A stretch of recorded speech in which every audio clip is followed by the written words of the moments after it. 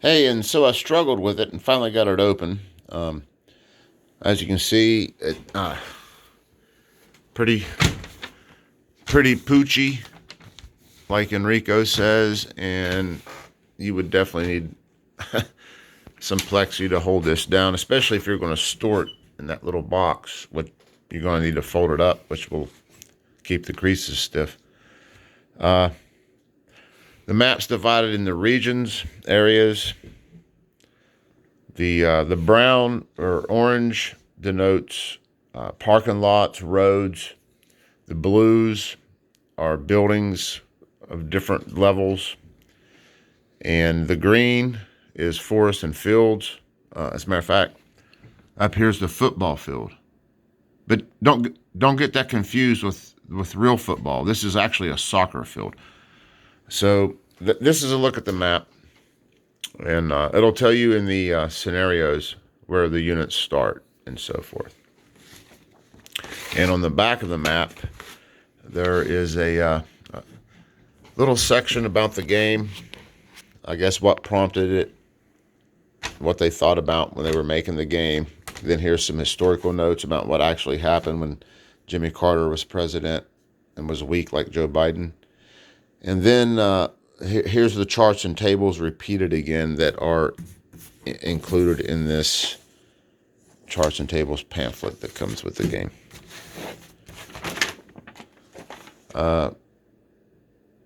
The map's functional. I don't mind it. It works. I mean, it's nothing great, but it's not terrible. I don't mind these old maps. They were functional most of the time and weren't ugly most of the time. So let's take a look at the rule book. Here's the rule book. Goes over the components, tells you about the map, the buildings, the woods. It goes over the different terrain sections on the map.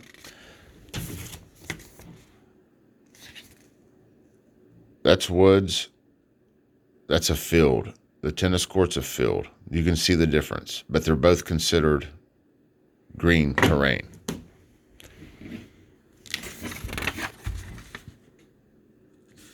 It's going over the counters, setup, hostage and guard placements.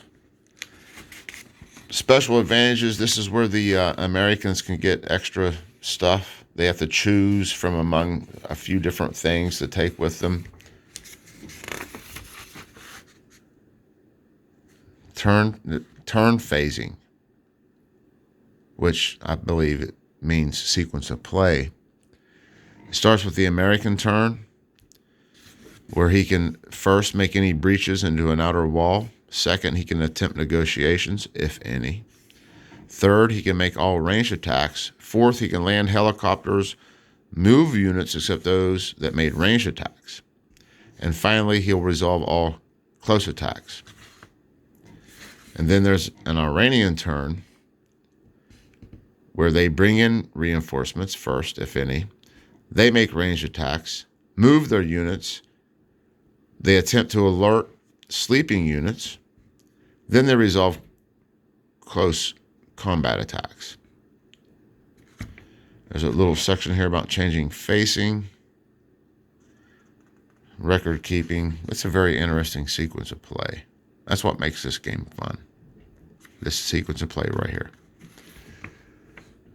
Here, talking about starting play, here's stealth. This is where that table where you can sneak around. The more guys you have together, like the more strength points you have in one unit, the lesser their chances are to sneak, but greater their combat value. If you break those units up into smaller combat values, they'll be able to sneak around a lot better. But if they're attacked, their combat values will be a lot lower. Here's going over deceit. Not sure how that works.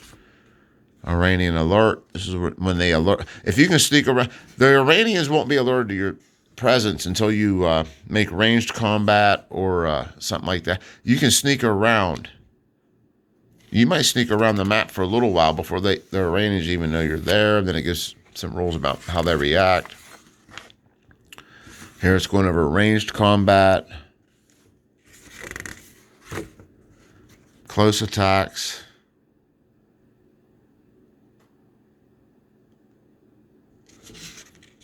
that's going to be melee and pistol range, most likely. Special weapons. Oh, satchel charges. Yep, you start with 10 of these. There's no counters for them, though.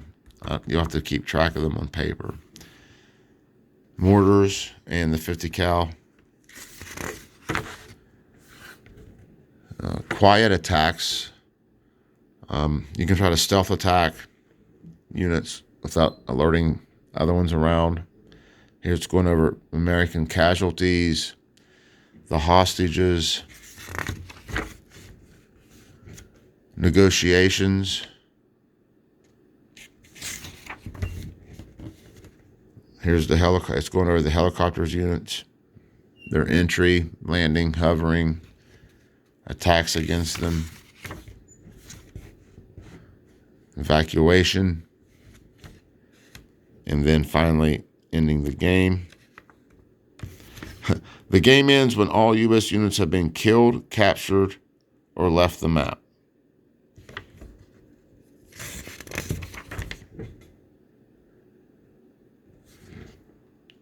What's sauce for the goose is sauce for the gander. This is an alternate scenario. This is the one where you can go after Khomeini.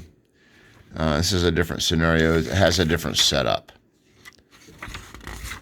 And there, here at the back of the book, it shows the American soldiers hauling the Ayatollah Khomeini off to prison or, better yet, execution. But anyway, guys, that's a quick look at this game. Thanks for watching.